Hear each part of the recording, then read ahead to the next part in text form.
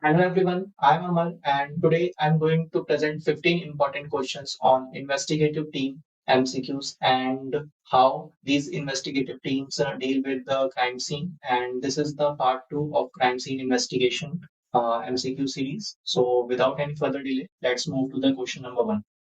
Question number 1. The two distinct phases of death in a murder crime scene by EMS. So what are EMS? EMS are the emergency medical services, and let's check the options. A is clinical death, B is natural death, C is biological death, and D is delayed death. And here are the options. Option 1, A and B. Option second, A and C. Options third, B and C. And option fourth, B and D. So for this, the correct answer is option second, A and C. That is clinical death and biological death. Now let's move to the explanation part. A, clinical death. So what is a clinical death? Clinical death is where the heart is stopped and the respiration also stopped and is reversible. So reversible in the sense that in the case of a medical intervention, for example, giving CPR, so in this case, the person can revive, and this type of death is called clinical death. And the second is the biological death, which follows clinical death, and which means it is always after the clinical death, and it is characterized by irreversible loss of brain function. So in this, the brain has no support to the oxygen, and and the damage is permanent. So at this stage, even the heart is restarted by CPR or other intervention, but the brain will not recover due to the cessation of the oxygen flow. Now, let's move to the question number second. What should guide a crime scene investigator's action at the scene? And here are the options. Option number first, the evidence present at the scene. Option second, theories being offered at the scene. Option third, personal belief about the crime. And option four, all of the above. And for this, the correct answer is the evidence present at the crime scene. So now let's check how a crime scene investigator approach a crime scene and how they are going to evaluate or process the evidence. So as you know, crime scene investigators usually have different types of crime scene, and there are different types of evidence. So, crime scene investigator first plan how they are going to process or document all the evidence correctly. So, they don't usually have a fixed thought about how they are going to address issue at a crime scene. For example, let's say there is a case of robbery, and it was seen that it was a break-in robbery where the robbers get inside a house from a window. So if the crime scene investigator only thought that it is a break-in robbery and the robbers are from outside, then he might overlook the inconsistency, such as the case of only the selective items are missing or premises is not well disturbed. So in this case, only selective items are missing. So it shows that it is an insider job. And if the crime scene investigator has a fixed thought that it is a break-in robbery, then he will neglect these types of inconsistency and this will affect the case. So the crime scene investigator must rely on the evidence only to formulate the theory or do the action on how they are going to process the crime scene. So now let's move to the question number 3. Match the following principles and description. Neutrality. Neutrality guides the investigation based on evidence. Integrity ensures the reliability of investigation outcomes. Option C, evidence-based processing. Options third, maintaining objectivity in the investigation. Option four, advocacy for the truth, the ultimate goal in the crime scene investigation. So now let's check the options, and here are the options. So you can pause the video. I'm going to just explain from the option number first. So first is the neutrality. So what is neutrality means? Neutrality means the investigator have no prior thought about the investigation, or you can say approaching a crime scene. So you can say that it has there is no room for biasness. There is no room for the biasness in crime scene investigator. So it's all the theory should be the objectivity, should based on the objectivity. So it's all theories or processing a crime scene or planning a crime scene. It based on the objectivity. And the option third says maintains objectivity in the investigation. So for this, the correct option is option number 3. Now, second is the integrity. As you know, integrity is most important element of any processing or collecting the evidence, because without any proper chain of custody or collection, the result may be effect. So the option number second ensures the reliability of investigation outcomes. So it is based on the integrity. So the option second will be the correct for the B. Now, third is the evidence-based processing, as we already talked in the last question that the actions of the crime scene investigator is based on the evidence that is going to process. So the first option is the guide of the investigation based on the evidence. So for this, the option first is the correct. And the fourth option is advocacy for the truth. And as you know, the goal of the crime scene investigation or forensic science is to uncover the truth. So it is the ultimate goal in the crime scene investigation is to find the truth. Option is four. Now, so the option will be the third, second, first, and fourth. So option second is the correct answer. Now, let's move to the question number four. The most prevalent error made while processing scene is, and here are the options. First is misidentification, second is omission, third is incorrect photographing without scale, and fourth is inadequate documentation. So now let's first talk about what are the errors while processing scenes. So there are two main errors. First is omissions, and second is mistake. So these two are the most common errors that are made by the crime scene investigator while processing the scene. So for this, the omission is the highest possible, in which the person or crime scene investigator overlooked an evidence or forget to add an item as an evidence. So the correct answer for this is option number second, that is omission. Now, here is the explanation part. Omissions are identified as the most common error, I already told you, and occurs when certain aspects of evidence are overlooked. So, it occurs when the certain evidence are overlooked or not recorded. Now, let's move to the question number five. It is an assertion reason question. Assertion says a properly developed plan of action can be prevent all errors in crime scene processing. Reason: proper training and plannings are important aspects of every crime scene investigators. And here are the options. So, first of all, what are the, let's re-examine the assertion statement. A properly developed plan of action can prevent all errors. It says all errors, but it can't be true because we are humans and we do make mistakes, and this is what makes us human. So, the aim of crime scene investigator is to first minimize minimize the omission, and second is to mitigate the mistakes mitigate the mistakes. So first of all, sorry for the bad handwriting. So crime scene investigators can't prevent all errors, but they will try to minimize the omissions, or mitigate means they will try to reduce the mistake that they have done. And this doesn't mean they are going to rectify this mistake. They are just going to document this mistake. So now, as the assertion is wrong, so the option number three, A is incorrect, but R is correct. And reason is correct because proper training and plannings are important aspects of every crime scene investigator, and this is what makes a normal people a crime scene investigator when they go from proper training and planning on how they are going to approach a crime scene. So the correct answer is A is incorrect, but R is correct. Now, as I already told the explanation part, we are humans, so that's why we are going to make mistakes. Now, let's move to the question number six, which is also an assertion reason question. Assertion says all investigators responding to a crime scene should prepare their own separate final report for submission. Reason says the different description by the investigator for the same object in report can lead to confusion during the trial proceeding. So now let's check the options, and here are the options. And now let's re-evaluate the assertion part. All investigators should respond to a crime scene. Should prepare their own, it says own separate final report. So it is wrong because the final report should be made by only one. So there is only one investigator that should make a final report. Let's say in a crime scene, so this is a crime scene, there are four investigators, let's say A, B, C, and D. and A is the head investigator.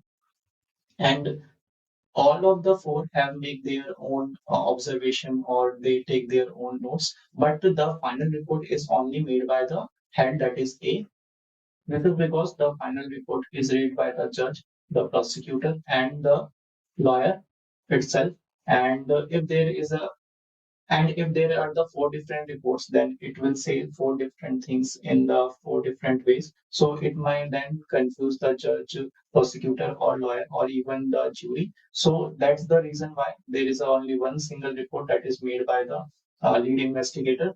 However, it can contain the findings from all the three other investigators, but the final report is only made by the head or the lead investigator. Now let's check the reason part. Different description by the investigators for the same object in report can lead to confusion during the trial proceeding.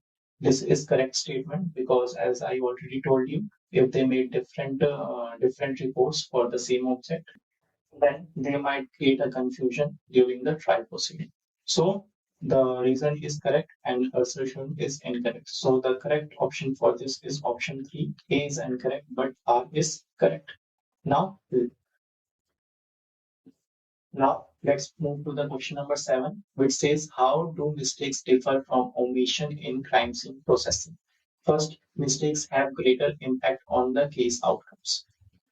Second, omissions are the more serious than mistake. Third, mistakes are error in action, while omissions are the error of neglect. And option D, mistakes can be corrected on site, omissions cannot be rectified. Now, let's check the options, and options are the B, C, and D. Option second is B, option third is C only, and option fourth is C and D only. And the correct answer for this question is option number 3, C only. So now let's check why option C is correct. First of all, uh, mistakes are the error in action. So mistakes are the error in action. So it means that something has incorrectly done by the crime scene investigator. While the omissions are the error of neglect. And omissions, as I already told, that they have overlooked it or they failed to notice. So it is the neglection done by the crime scene investigator. So this makes the statement number 3 is correct. Now let's check why option A, B, and D are incorrect. Option A, mistakes have a greater impact on the case outcome.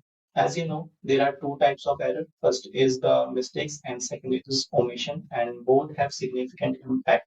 In some cases, mistakes may have some more significant impact than omission, but this doesn't mean that mistakes have always the greater impact. Similarly, for option second, B, omissions are more serious than mistake. This is also not universally true. In some cases, mistakes have greater impact, while some have omissions makes the greater differences in the outcomes. And option C is already correct. I already told that. And option D, mistakes can be corrected on site. Now, as I in previous questions, I said that the mistakes can be mitigated and this implies that you have to document the mistakes that you have done and try not to recorrect it, because recorrecting makes additional changes, and if you make additional changes, then as per the Lockhart's principle, there will be an exchange of traces and it will further decrement the value of an evidence, and omission cannot be rectified. This is also false, and here is the explanation. Mistakes, incorrect action. I already told that mistakes are the incorrect actions done by the crime scene investigator, and they are the action that he or she shouldn't have done at first place. And the second is the omission, that is the failure to act, which means that crime scene investigator failed to find the evidentiary value of an item, or he or she overlooked that evidence. So these two errors, mistakes or omissions, have significantly impact the crime scene, and this is how they are different from each other. Now let's move to the question number 8. Match the following. And here is the list 1 and list 2. And in this question, I'm going to start with the list 1 and find the correct answer from the list second. So first option is option A, minimizing omission. So first option is essential for reducing human impact of error. Option second is involving strategic approach and readiness. Third is ensure no evidence is overlooked. As I already told you that in case in omission, the CESI, crimes investigator, have overlooked the evidence, and so minimizing omission means no evidence is overlooked. So for this, the correct answer will be the option number 3. Moving to the option number B, eliminating mistakes. And for that, the correct answer is first, because the eliminating mistake means that it is a human error and which can be easily reduced by planning on how to process a crime scene. So for option B, the correct answer from this second is option first. Now, for C, processing planning option. Now there are only two options, second and fourth. So first, read second. Involves strategic approach. It says strategic approach means plan. So for that, option number C, the proper planning, the correct answer for that is option number second, involves strategic approach and readiness. And option four is review of photographs. As you know, review of photographs are usually done after the crime scene, after processing the crime scene, and it is one of the important aspects of crime scene reconstruction. And what does a photograph do is that it creates a permanent picture of the actual crime scene, which is again useful for identifying any missed evidence that is overlooked by the crime scene investigator. So for this, the correct option is option number 4. So now let's check the option. So third, first, second, and fourth. Third, first, second, and fourth. So option number 4 will be the correct answer.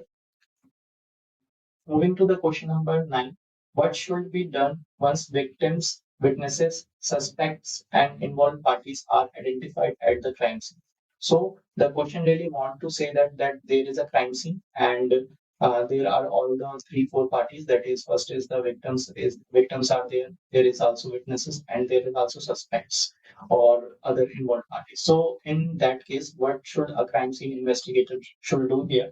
Now let's check the options. First is the establish a temporary holding area within the site of a crime scene. So as you know, the first thing crime scene investigator, or not the first thing, but the one of the priority work that is done by the crime scene investigator is to secure the crime scene.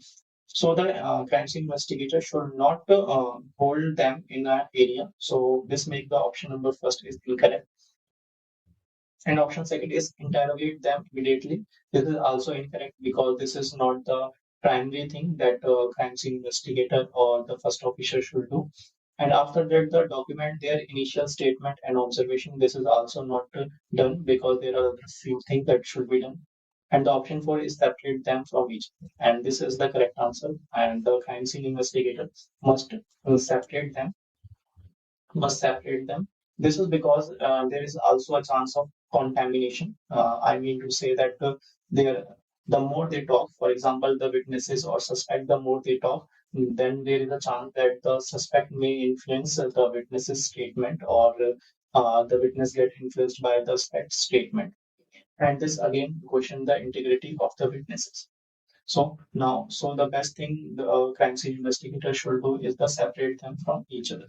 So the correct answer for this is the option number 4. Now let's move to the question number 10. Question number 10 says, following are the actions taken at the crime scene based on their priority. So we have to arrange them on their priority of a crime scene investigator. A is the ensuring officer safety, B securing the crime scene, and C providing medical attention to the injured. So the first thing a crime scene investigator should do is to ensure that he or she is safe.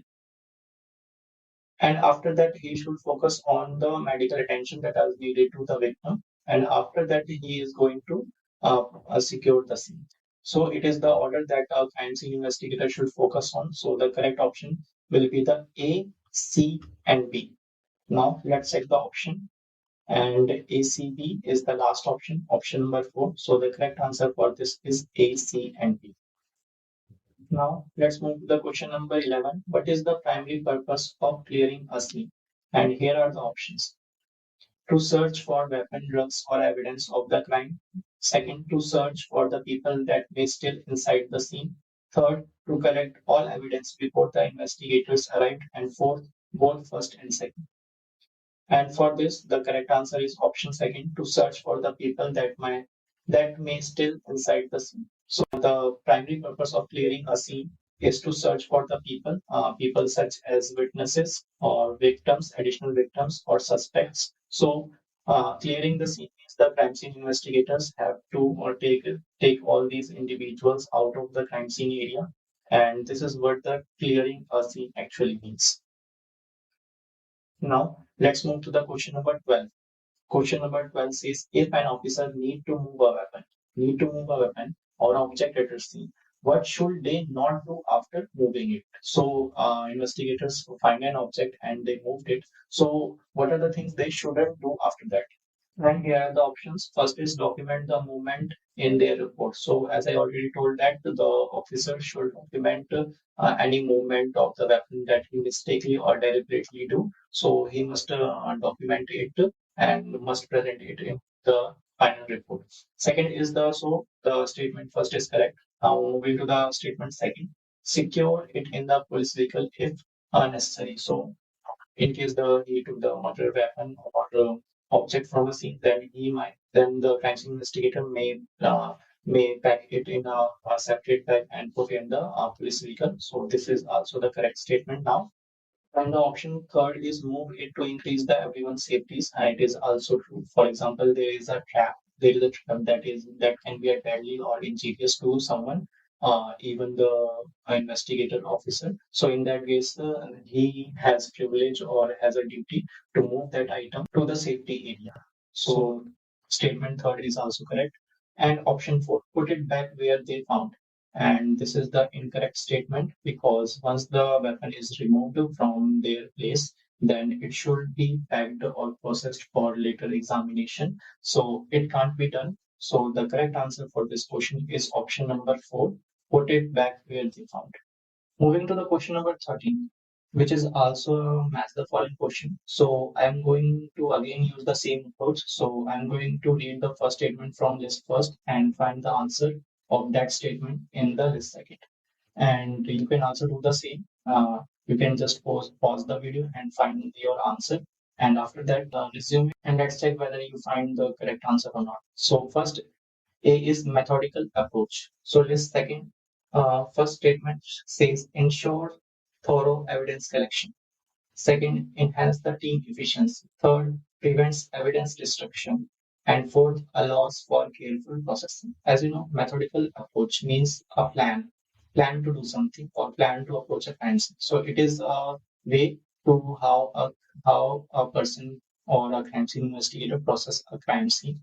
So for the statement A, the option third and fourth can be the correct answer. So now let's move to the option B and find the correct answer. So it will be the option number three and option number four. Let's move to the B part, specialized position. So as you know, specialized position here means the crime scene investigator.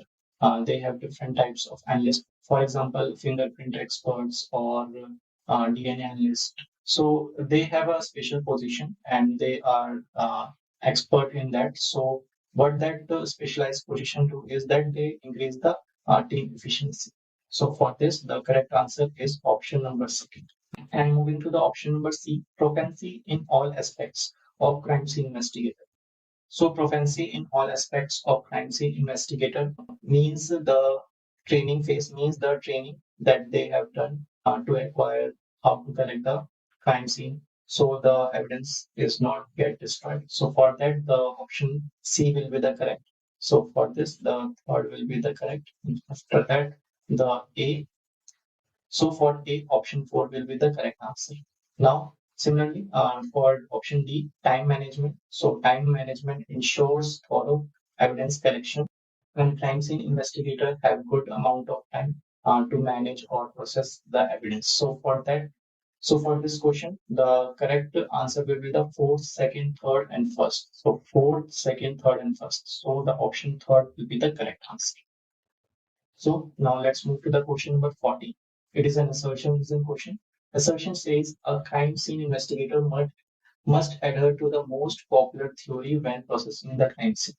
And reason says popular theories are often derived through the investigation and evidence analysis. And here are the options. And for this question, the correct answer is both A and R incorrect.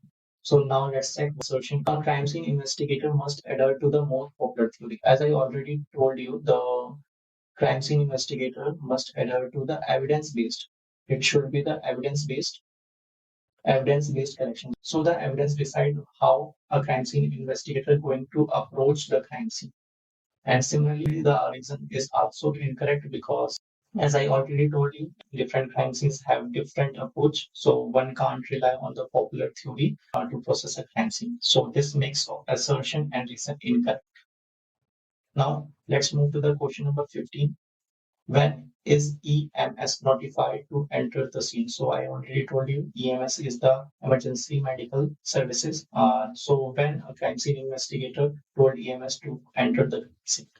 And here are the options. Option first, immediately after arriving the scene. No, it should be done by the crime scene investigator. The crime scene investigator must instruct the EMS to enter or when to enter. So the first statement is the second option is after the suspect is detained. So after the suspect is detained from the crime scene, the sign and the scene is under control. There are two things that the statement address. First is the detained of the suspect, and second is the scene is under control. So this will be the probably the correct answer.